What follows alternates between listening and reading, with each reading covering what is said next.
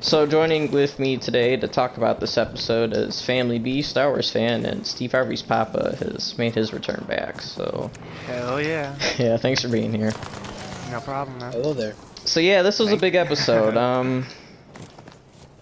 I think I'm pretty happy with how it ended up, because I don't know, it just felt like it tied up everything nicely. I think it makes sense that Baby Yoda's going to be training with Luke, and yeah, I think that, I don't know, I just like that, you know? Oh, man, what do you guys think of it? Anyone want to go first? I'll go, I guess. Sure. Speaking of like the training with Luke, I was talking with a friend about this, and he was saying like, yeah, it makes sense that Luke is the one that is training him, because like, it almost would have been like it would have been difficult to bring anyone else in, because Luke is the most connected and probably one of the most known Jedi, and like all the other possibilities would have been like Ezra or Cal Kestis, and they aren't like mainstream Star Wars. Alright. So it just would have been even more. But I mean, I loved it. It was seeing Luke like that was prime Luke Skywalker, and it was really cool to see. Yeah, as a quick note, they didn't bring in like another actor. They kind of did some CG stuff with Leia and Tarkin in Rogue One. But I'm pretty sure they got Mark Hamill to do the voice, because he was in the credits, so that's how they did that for Luke. And yeah, he had his black robes from Return of the Jedi, green lightsaber. That's how he was looking. R2 was with him too, so that was nice to see. Yeah, it's I great. really like that look for him. With the green lightsaber. And, like, the thing is, like, I really like how in this season, you know, they borrowed heavily from Legends or whatever. It's just like what Star Wars like should have been. You know, like they kind of showed some connections with like the sequel and the, you know, the First Order or whatever. But you know, for me, like I really like the sort of connections with the Original trilogy? expanding universe. Oh. Yeah, expanding universe. That's the word I was looking for. Sure. Yeah, they kind of did the opposite of the Luke in The Last Jedi. They didn't make him a little bitch hiding out on the island. Luke was there to save the day, and he did the job that he needed to do. So, I mean, even this is 6 years later, so Luke must have had a really big change to be an old hermit that doesn't want to do anything. So that's another interesting comparison.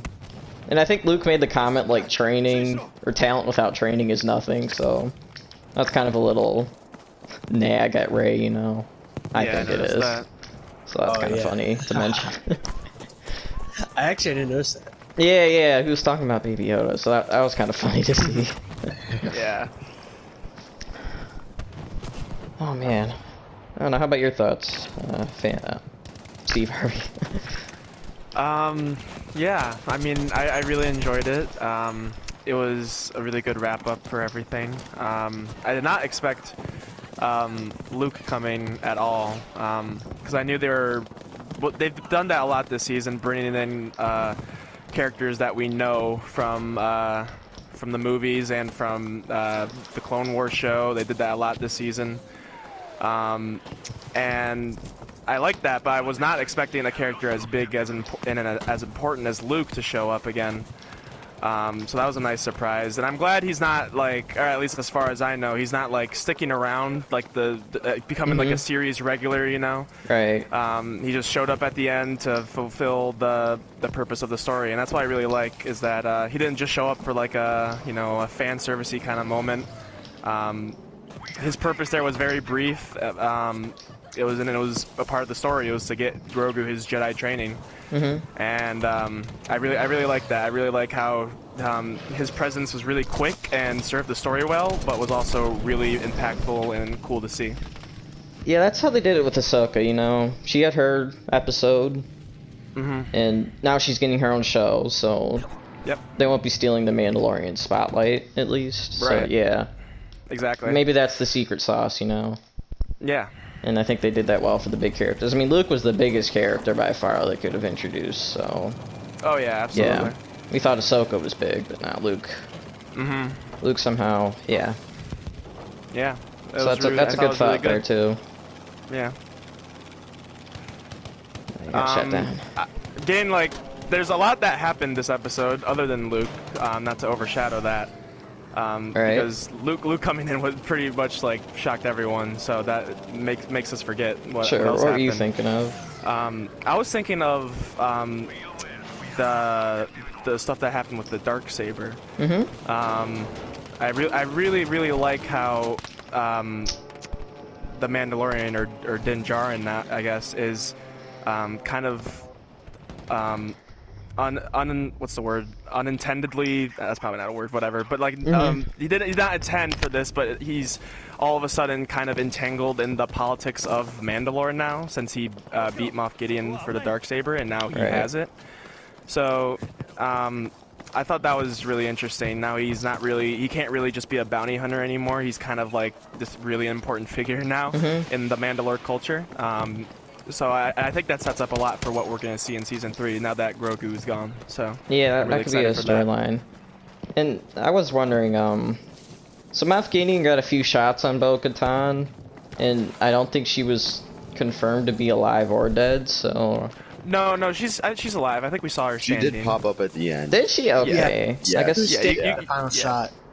Okay. Yeah, they would have made her. They would have made her death a lot more dramatic than that. Okay, that's a good point. Yeah, she was. I think she was standing up in the background. Mm-hmm. The Beskar protected her. Yeah, Moff Gideon only hit the Beskar. Okay. I thought I saw her drop though. That's all. I think she did. She did. I think that was just because like the proximity of it, like it was close enough to like it would like kind of hurt her, but not like kill her. It was like point blank range. It'd knock her over probably. You know that makes sense. Okay. Yeah. I guess that makes sense. So maybe we could see some conflict there. Yeah, I mean, I was wondering it too, but I think I saw her standing up at the end when Luke was taking Baby Yoda. So. Okay. So that answers that. Oh man, what else? So personally, it wasn't the biggest moment, but mine was kind of the Mandalorian and Boba Fett conflict. I don't know, it was just cool to see like Boba Fett be a badass and see these hardened Mandalorians going at each other. Like, I've seen her face 1,000 times before. It might be your last, princess. I don't know. Yeah, I love the line. I love the line where he was like, "I've heard your voice 1,000 times," and then he was like, "Mine might be the last time you hear it," or something like that. And like that was a cool little moment, you know. Yeah, Morrison just pulls it off well. Nice Australian he's great. accent. So. What the fuck, dude? Yeah, I think Boba kind of presents his sort of like clone heritage just a little bit. Like, he obviously like admires his father, but I think for, like the rest of the clones and the clone army, I think he doesn't like them. And I think that's kind of apparent, like even in the animated series as well. Yeah, I agree, definitely. That's true. When he was a little kid, yeah, because other than his father, he's kind of by default attached to that history, and especially after Order 66, clones are kind of looked down upon. And he's kind of a part of that, no matter what. So it's good thought. Yeah, I thought it was interesting how they kind of confirmed that the Fett was like Mandalorian in the last episode, right? You know, like his Jango was a foundling, but then Bo-Katan, throws a wrench in it again. You know, with like I was like, oh, you're not Mandalorian. And I guess it kind of makes sense because. No, you're breaking up. Yeah. You back? Yeah, you're good. Yeah, you're good. Yeah, just repeat what you said. Yeah. Yeah, so I think it's kind of interesting, you know, how and how they kind of confirm Boba Fett's sort of like or excuse me, Jango Fett's like heritage with like Mandalore, right? You know, he was a foundling, but then they kind of throw the wrench again with Boba Fett, how like Bo-Katan was saying, "Oh, you're a Mandalorian." Yeah. Yeah. And I get like in the last episode they were saying how like, you know, Din Djarin, the Mandalorian, asked him, "It's like, did you take the creed?" And he's like, "I'm just a simple man, you know, making my way through the universe." We're saying like he didn't take the creed, which, like, I guess like Jango Fett, yes, he's a Mandalorian, right? He was a foundling, but by extension, Boba Fett's not really a Mandalorian because he didn't take the creed. He just has the armor. Yeah. He So had he's a the lot chain like, code though. He's a lot like Yeah. what's his name? Cobb Vanth in the first episode. A little bit, yeah. He's a lot like he's a lot like that. He's more closely connected to the Mandalorians because of his father, but he's a lot like that in terms of, you know, he only wears the Mandalorian armor and he's not really in deep with the culture of it all. That's true. Yeah. Yeah. I still want to learn how like Boba Fett lost his armor. They didn't explain that at all, which is kind of disappointing to me. Shit. Yeah, that's a little side story that'll probably, you know, come up eventually. You know. Yeah, maybe in the book of Boba Fett. Yeah, we could see how that happened. Yeah, possibly. Yeah. I don't know. What thoughts did you have on the episode? Family B. What else is there? Yeah. Going back to the politics of Mandalore, how the Mandalorian is now tied up into that big web. When Boba and the Mandalorian confronted like Bo-Katan to try and recruit them, she said, "If I help you, will you consider helping us reclaim Mandalore?" That's true. And he was like, "Maybe." So, honestly, if I had to guess for where next season is going, it's probably somewhere around that, especially now that he still has the Darksaber, as far as we know. Yeah, there's probably gonna be like a large like Imperial remnant on Mandalore, I assume, and they're gonna have to work to fight back. And something I was curious about is I wouldn't be surprised if all of these shows, if you know, the Ahsoka show, the Mandalorian, Boba Fett, you know, what was that one? The Rangers show? Rangers of the New Republic. Yeah. I wouldn't be surprised if all of those shows have like some sort of like big crossover event that involves Mandalorian defeating the Empire once and for all. Because if you remember, kind of going back a bit to the Ahsoka's episode, she mentions Thrawn. And I assume her show, her standalone spin-off series will be involved with that. You know, so maybe that obviously involves Imperial Remnant. So maybe that, you know, that could couple with Mandalore, you know, and how the Empire is trying to keep Mandalore, and the Bo-Katan and Din are trying to take it back. So I think all these series are going to be very interconnected, and I'm very excited to see it. That's definitely possible, like with the Marvel shows. I don't know if I'd like that, but it's definitely a possibility. Yeah, I don't know. That's the thing. I usually don't like that kind of stuff where everything is interconnected and you have to watch every show to understand it all. But what I've seen from The Mandalorian with Dave Filoni and Jon Favreau in charge, I'm pretty confident that they can pull it off. Right. And if they do it and they pull it off successfully, then I'm not going to complain. So. So, another thing I was thinking of was the Dark Troopers. They kind of had some changes from Legends. So in Legends, the Phase 1s and 2s were full robots, but then Phase 3 was like a suit that a human wore, but they reversed that in canon now, saying that the Phase 3 was a full robot. So in Legends, Phase 3 Dark Troopers were OP. I mean, they could take on Army, Jedi, and such. So I just kind of thought, like, well, these Dark Troopers are basically like the Terminators, you know? Like, there's big Terminator vibes in this episode. Yeah, they're like beefy and such, but if a Terminator came up against a lightsaber, I don't think there's much that they could do. So that's how they basically acted. Yeah, pretty much. I like the Dark Troopers. The CGI for them was pretty good. I don't usually like all CGI, but it looked pretty good. So I wasn't complaining that much. Yeah.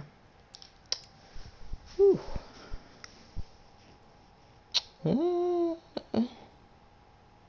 You know, one thing about the Dark Troopers, if there was one thing I wish could have happened in this episode, it would have been the Dark Troopers like getting through and them like actually having to fight them, because we didn't see the Mandalorian use the Darksaber at all, which probably would have happened if had they gotten through that blast door.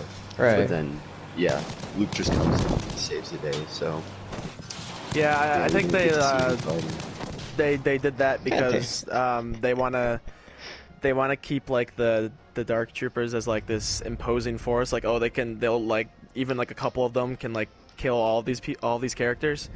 So and you can't obviously have the Dark Troopers get in, because if you have that kind of notion in people's minds and then they all just get gunned down, you know, then they're like, oh, Dark Troopers aren't that scary. So you kind of have to have like some powerful figure come in and save the day. But you know, I mean, it makes sense. I hope we see more Dark Troopers in the future though. No, I didn't get how they were able to recharge even though they weren't like connected to their consoles anymore. Maybe that was just like a timer, so they weren't being charged. But that's just a little nitpick. Yeah. Wait, what do you mean like recharge? So they kind of got unplugged from their little base, but they still had time to power up before they could get into action. I just thought that was like a little convenient. You know? Oh yeah, I guess so. That's a That's little nothing bad, but yeah. Yeah, I guess so. Just made me wonder. And I was wondering something. I was wondering, because when the Darksaber stuff, that made me think of oh god, I forget her name. What was Bo-Katan's sister's name? Satine. Satine, right. I remember in the Clone Wars how she handed down the saber to Bo-Katan, right? I'm remembering that, right? Or Sabine. Sabine, yes. And Rebels. Sabine, right, okay. Whatever. Okay, These I names. get all I the, know, I get all the they're names hard. confused. Yeah, but was that allowed because they were from the same like clan or something? I'm pretty sure that's yeah. the thing that's going around. Yeah. Yeah, That's why she didn't take it this time. there's some discussion about that. Okay. Yeah, because I was wondering about that. Because I know obviously Mandalorian and Bo-Katan aren't related, so maybe that's like why they would have to fight each other in order to see who keeps it. But Yeah, and I lost my thought, but yeah, Bo-Katan wasn't accepted from the Mandalorian, but she accepted it from Yeah, Bean, I think so that's that just was a a little plot hole. interesting. I think It's that's probably- a big plot hole. yeah, I think they'll explain it because you know you can pass it down for like your clan, the clan, you know, I guess. I think that's how they'll explain it, which can make sense, I guess. There's not, you know, if you can just throw one line about that in season 3 and then you know. You'll be Yeah, fine. that can make sense. But I was wondering what you guys thought if Din Djarin and Bo-Katan did fight, ended up like you know, Bo-Katan, like, let's just say hypothetically like wanted it so bad, became like lustful for power or whatever, and then ended up like actually trying to fight Din Djarin. Like, who would you root for in that situation? I don't know. I think Bo-Katan would just like kind of just try to disarm, you know, Mando, just like how Mando disarmed, you know, Moff Gideon, and then he spared his life, right? I mean, So I don't think you that's have to how it kill the would be. person exactly. Yeah, exactly. Yeah. Yeah, I don't think you have to. I don't think you have to. Like that's what I was Maul wondering. did, but Yeah, so it might be like, I don't know, it might be like a actual fight, but then like maybe Bo-Katan wins against Din Djarin and spares him, I guess, and then like obviously Din Djarin doesn't give a fuck about that, so yeah, he doesn't really care about He'll- Mandalore that much. he'll just you know, he'll just hand it over and then they'll continue on doing their thing. So yeah, Alright. I do think Bo-Katan will get it back though. Yeah. Or Mandalorian another doesn't want it. Mandalorian. Yeah. So another thing I was thinking about Luke, I kind of wish they kept it a little more ambiguous about who he was, because they had some like cam footage of him, but it was all grayed out, so you didn't know who it was exactly, and then they kind of showed him, but I kind of wish they kept the reveal until he opened the blast doors, but... Yeah, it was a little bit too obvious, like when, you know, when he finally arrives at the bridge. It was just all too obvious that it was Luke. You know, like it was like the dark clothes, like the belt, and even like they had like a kind of like a close up of the lightsaber hilt. It's like you could offer like tell it was like Luke before you took off the I knew it from the moment the X-wing showed up, or at least when it landed Honestly, in the when I hangar. thought the X-wing showed up, I thought it was like those New Republic soldiers, like Yeah, I did Dave too. Filoni and that other The Asian dude. Asian dude. Oh, okay. Yeah, I thought it was I was thinking that too, but then once the Jedi came in, I'm like, wait, who is that? And then I'm like, that's not Yeah. Luke, is it? And then as soon as I saw the green lightsaber, I knew it was Luke. Yeah. I mean, it makes sense. Luke would know where Baby Yoda is because of the Force beacon thing. I don't think the Yeah. New Republic could have known where he was, so I think that lines makes up. sense. Yeah, and honestly, it's cooler than some like random Jedi that we don't know about. Because like obviously, because we wouldn't ever see them again anyway. So having Luke in there just to pop in and close everything together is pretty good. Even though the CGI for his face was a little uncanny, you know. Yeah, Yeah. I'm with you on that one. They haven't But like, got you know, I figured mean, out. I don't really, 100%. you know, it doesn't really bother me that much. No. It's the same thing with Rogue One, you know. It worked It worked, yeah. That's what well matters. enough. He wasn't there for like, you know, the whole episode. Yeah, that's why they went live action Ahsoka. That was cool, but Yeah, that worked out. yeah. So I know, Family, you were you kind of like the hallway scene with Luke. Oh yeah, that was probably. I mean, actually, no, that was not my favorite scene in the episode. There's a lot of But it. yeah, no, I really enjoyed that because I immediately thought of the Vader scene in Rogue One, like It father was like son. filmed very similarly too. Yes, it was really cool. It was a lot more. I honestly think they did that intentionally, because Of course.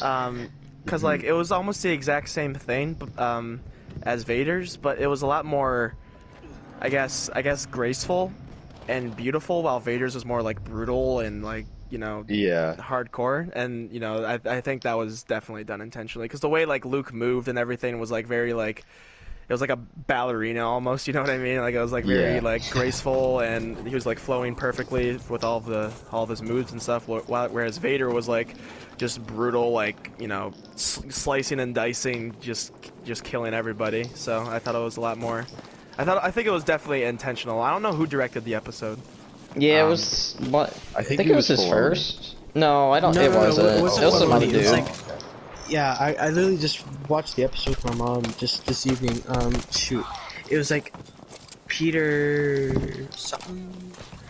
I can. Yeah, try it to look definitely it wasn't. up. Yeah, it definitely wasn't Dave Filoni. Well, I'm sure Filoni would have done fine. Just saying. Oh yeah, like whoever this person was, they did a Well, maybe, really maybe good he was job. like a writer or producer. He wasn't the director. Yeah, definitely. Yeah, he was. He probably like helped with that. I saw because- Favreau's name a lot in the credits. I didn't pay attention to which ones. Just he was. producer. Yeah.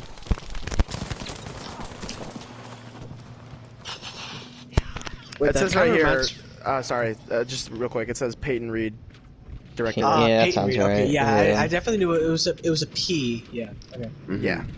Sorry, go on. Yeah, but this sort of like the Luke fighting, you know, sort of Vader, you know, that sort of style.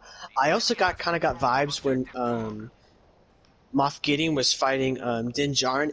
It definitely brought like Vader vibes, right? Moff Gideon was holding his like sword with two hands, kind of like how Vader does. And he was kind of like swinging, kind of like how Vader does. So I don't know. Maybe Moff Gideon was trained by Vader. Maybe I don't know. Inquisitor type stuff. Yeah, maybe. I mean, like he was like ISB right earlier, and now Yeah, he's I like think off. so. Yeah, that's right. Yes. Yeah. I don't know if like Vader trained any ISB agents, but you know, that sort of his fighting style just reminded me of, you know, Vader. I mean, yeah, at Yeah. least in Legends, like if you have a lightsaber and you've never held it, you're probably gonna slice off your arm before you kill your opponent. So, if that still holds true, Moff Gideon must have some kind of Well, I mean, combat experience with the sword. with Finn in Episode 7, obviously it's not true. He held his own. Yeah. So, Although he did have training, but you know, you wouldn't know Yeah, that well, from Finn the film. probably had some hand-to-hand training. He just didn't have hand-to-hand training with the lightsaber. Yeah. Yeah, that's true. That's true. I mean, to be fair, like a lightsaber is like just like a sword. If you hold it out and swing, like you probably won't do too well, but you can, you know, you should be able to hold your own. I mean, to be fair, like if if he didn't have that Beskar, like he would have died. Yeah. Easily. So. Yeah. Yeah, man, Moff Gideon missed that first swing, dude. He should have just aimed for the. He should have just aimed for the head, man. Yeah, go for He the should head. just Seriously. aim for the neck. That's like really his only exposed part, and like he had his like. Mando had his back to him. He could have easily just lined up that shot and just sliced his head off. Oh well. Yeah. That would have been an Plot interesting armor. direction. It's even stronger than Beskar. literal plot armor. Yeah. But I'm interested to see what happens with Moff Gideon in the future. Yeah, because he he's was still kept alive. Yeah. I think that's probably going to have some implications for season 3. They should not have kept him alive. They should have just killed him. Because now I think he has some secrets of the Empire, right? So I think the Empire's either going to want to eliminate him or get him back. I think he'll probably end up going with Cara Dune to the New Republic. Yeah. For like interrogation or something. But other than that, I don't know. He'll probably like get spun out or escape himself. I don't know, but okay. So what I was wondering was about with Baby Yoda, how we found out that they were extracting blood from him, basically, and how Dr. Pershing was a clone engineer. So what I was curious about was what they're I mean, we can only infer, but what we can assume is that they were trying to create, I guess, force-sensitive troopers, or maybe like give the officers in high command, like Moff Gideon, like force-sensitive blood or something like that, in order to make them stronger and more or harder to contend with, you know. So I was wondering like what the deal was with that. Maybe we'll see something like that in season 3. You know, I always thought Moff Gideon was a little force obsessed, of him having the dark saber and all that. I thought he always wanted to be like a Jedi, or at least a force wielding person. Yeah. And his pursuit of Baby Yoda and his blood kind of gave me that impression. And yeah, all those tests with the people in the tanks and whatnot, just gave off that kind of vibe. Yeah, I was curious because I was wondering if like at least from like season 1 and a lot of season 2, I thought like there was always someone like above Moff Gideon. I think it's Thrawn. Like For yeah, being real. like now we know it's like a Thrawn or something like that. But I was wondering if maybe like Gideon is this whole imperial remnant, like he's just kind of like taken off on his own like selfish path. Like Family V said, just to like get him the powers of the Force, and he's not even like following any other leader or whatever. He's kind of just on his own path and leading his remnant down a a never-ending mission to get Force-sensitive blood. Well, yeah, that's how they played it out in Legends after the Empire split up. Like, some Imperial commanders wanted Palpatine back, some just did their own thing. And given that they left the origin of the First Order really open wide, they could go for that, like just make Gideon do his own thing. Yeah, and again, like this could even connect back to Palpatine. I mean, who knows? Like, I mean, I honestly like. That's what I love about the Mandalorian is that they leave a lot of this open for like they leave every season finale open for interpretation, because like you really have no idea where it could go. Right. Especially now, like this could literally go anywhere. Yeah, especially after Grogu is now looking like he's out of the picture. Yeah, and then he's gone, Yeah. pretty much. I think... I wonder what happens to him, because I don't think this is the last we'll see of him in The Mandalorian, because he's such a big part of it. He'll probably show up again. But I'm wondering what happens to him, because obviously he's going to Luke's Jedi Temple, and we know what happens there. So, I'm wondering... I don't think he'll be killed by Kylo Ren. I think that like, they're not going to kill their moneymaker like that. Their moneymaker. But I think... I don't know. I honestly have no idea where he'll go. I mean, that's only like... From the time that Mandalorian starts, like how long ago, or how far in the future is that? Like 10 years? Well, okay, the sequel trilogy happens 30 years after Return of the 30. Jedi. Okay, so it's more like 20, 25, right? So yeah, when did Kylo Ren flip out? I think he was like a teen, so give or take 10 years. Yeah, probably. before. And then if Okay. this is 6 years after, 20 it's minus soon. 6. 14 years, estimate. So it's pretty soon. So he'll still be like, you know, a baby pretty much. He won't be, you know, he won't be like Yoda. He won't be able to talk. Well, he's already 50 years old, Um, so yeah. I mean, unless he ages up really Maybe he's quickly. about to but... hit his like teenage years and just Yeah, grow. his Go growth crazy. spurt in his puberty. Yeah. I mean, who knows? Maybe he was one of the Knights of Ren. Who knows? Oh my god. He was wearing like stilts. Oh, that'd be funny. That'd honestly be hilarious. I would be 100% down for that. At this point, yeah. At this point, yeah, like fuck it. Like sequels. like an evil baby Yoda, like oh, hell yeah. But yeah, I don't know. Well, I don't know. We kind of talked our heads off about that episode, and a little more of Yeah. what's to come. You guys have any last thoughts? I do kind of want to talk about my favorite scene. Okay, sure. It was when the goodbye of Baby Yoda between yeah. the Mandalorian. Oh my god, yeah, I when he can't took off believe his we didn't talk helmet. about that. Yeah, Yeah, that was really emotional. Mm-hmm. Really beautiful scene. Yep. I wonder if like the Mandalorian, or I keep calling him Mandalorian. We know his damn name. I wonder like to call him if Din is going to like kind of renounce that part of like, you know, because we found out that like his tribe Yeah. of Mandalorians were kind of like an extremist group pretty much. Mhm. So I wonder Green if faction. now that since he like took off his helmet in front of everybody, I wonder if he's kind of just gonna renounce that and we're gonna start seeing more of just Pedro Pascal. Well, technically they didn't see his face. They only saw the back of his head, so he could put it on. That's true. Well, Luke If we said wanted to get something, really yeah. iffy. Well, you know Luke's not going to say anything, and he's not going to tell anyone Well, he did. Luke doesn't even know. Like, who he is, exactly, yeah. yeah, he doesn't know that. Like, that's a big part of his life, not taking off his helmet. He didn't know the significance of him doing Mhm. that. He might, So- but yeah, I know what you mean. I don't know if he was educated on that Mm-hmm. in Tatooine school. You know, who knows? But Natashi Station. yeah, that part was really emotional. It was a really beautiful scene. And another I, comparison I saw between that and something with Darth Vader is when, at the end of the Return of the Jedi, when Vader took off his helmet to see Luke for the last time. Yeah, Yeah, Din was taking off his helmet to see his son for the last time. yeah, it was really.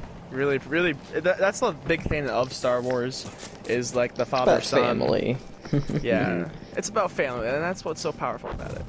But yeah, like in the original trilogy, obviously it was Luke and Darth Vader, or Anakin, and in the prequels it was kind of like Obi-Wan and Anakin, and their Mhm. relationship, and then in the Mandalorian, it's Din Djarin and Grogu. Mhm. And I'm really interested to see where the show goes without Baby Yoda, because I know people will still watch it, but I'm curious to see what they'll do. Yeah. Mm-hmm. Like, that's what I was hoping. I hope they wouldn't overplay Baby Yoda to the point of annoyance, so I'm glad he has a nice ending, you know? Yeah. So they maybe it gave can him- be more they gave him Mandalorian completion. stuff. Yeah. Because which I think I'm it, totally fine with. I think it represents a good character growth change for the Mandalorian. You know, he's not all about his people. He's found something else to have passion for. Yeah. He's lightened up a bit, so maybe we can see where that takes him next. And And who next knows? season. Like with Baby Yoda going to Luke's Jedi Temple, they could just eliminate the sequel trilogy as canon and just Please, redo all please. of it. Just redo all of it.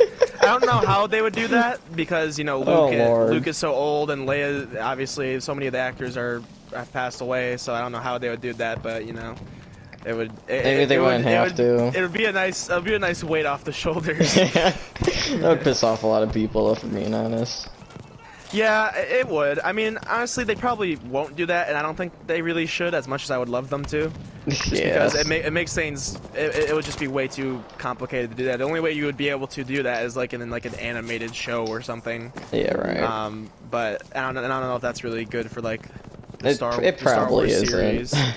So I don't know. I mean, you could probably ignore everything from the sequels to the end of the sequels, and then like just focus on what happens before and after that. They kind of are, And- though, in the current media. I would say Yeah, that. yeah, no, yeah, that's what I'm saying. But like with that continues. Grogu going to Luke's Jedi Temple, we're getting close to, you know, Yeah, what happens with Kylo Ren and stuff. So That's what I was we might- thinking. I mean, if they were gonna bring in Luke, that would be a sequel tie-in. So I'm wondering how they're gonna play that, Yeah, if at all. but Maybe- yeah, that was a really awesome scene. I love Pedro Pascal. He does a really good job. He does a really good job at having no emotion while also showing a great deal of emotion at the same time. Yeah, that's a good way to say it. When he takes off his helmet, he still looks kind of like cold and hard like he usually does. But when like Baby Yoda touches his face and he just starts crying and you know he can't handle himself. So it was he's a great actor. I really love him. And even with the helmet on, he conveys a lot of emotion with Yeah. just like a blank face. So I really like it. Right. Yeah, I do like him. I hope those rumors aren't true about him walking off, and I don't think they are. I mean, Oh yeah. he's still here in the Oh, I last didn't even episode. hear about that. What Yeah, is that? apparently he wasn't happy about having the helmet on constantly, so he walked off set. But I think he was here. He was here for the last episode, so I don't think Well, those I rumors mean, are true. If anytime the Mandalorian's gonna take off his helmet, it's now. So I mean, I think if like What the fuck is happening? in order to keep Pedro Pascal, if he has to have his helmet off more, I mean, I think that's fine. That's something they can manage. Yeah, He'll probably just like renounce the creed or something like that, you know. maybe. Yeah, that could be how they play it. And also Well, another oh. Luke and Leia sequel tie-in. So I think the running theory is that their training scene in Rise of Skywalker, when Luke is training Leia and she kind of knocks him to the ground, he kind of like lifts his like the face mask of his helmet, and he's like, you can see still like young. a shock on his face. Oh, And shit. I'm pretty sure people think that is when he feels Grogu calling out through the Force. Oh, Oh, So, that's pretty yeah. cool. that's an interesting thought. It's pretty early, I think. Like the show. I mean, I they don't know kind the of looked. timeline, They kind of so. looked. Similar. I mean, he looks about that age, so like, I don't know. But That's wouldn't just what Leia people feel it think. then? Well, probably because she didn't have enough training, but... Yeah. Yeah, who at that knows? point, Luke, he was pretty like, you know, he was pretty. I don't know, I think Luke kind of feels shocked that Leia would beat him. I don't think it was like so much like Yeah, Grogu calling yeah. out the Force. Oh well. You know, that's why I originally thought. And Who Yeah, knows? it's interesting. They'll probably. I mean, everything in this goddamn universe will be explained eventually. So you know, well, we'll see. We'll No, see you're soon right. enough. That's Star Wars. I wouldn't have it any Yeah. other way. Well, alright. Any last thoughts? No, I'm glad Family B remembered that scene because I completely forgot to talk about it. Yeah, that was cool. That's probably my favorite scene too. So yeah, great episode. No, I think I'm good. alright. Well, okay, so yeah, I think with that, we'll call it good. Thanks for everyone being here and reviewing the whole season out. It's been fun, and yeah. Of course. So yeah, thank you for watching. I guess we'll be covering the other Star Wars shows in the future, and yeah. Hell yeah, got a lot to cover. Oh man. Oh, Yeah. So yeah, 10 thanks for shows. watching, and see you in the next one.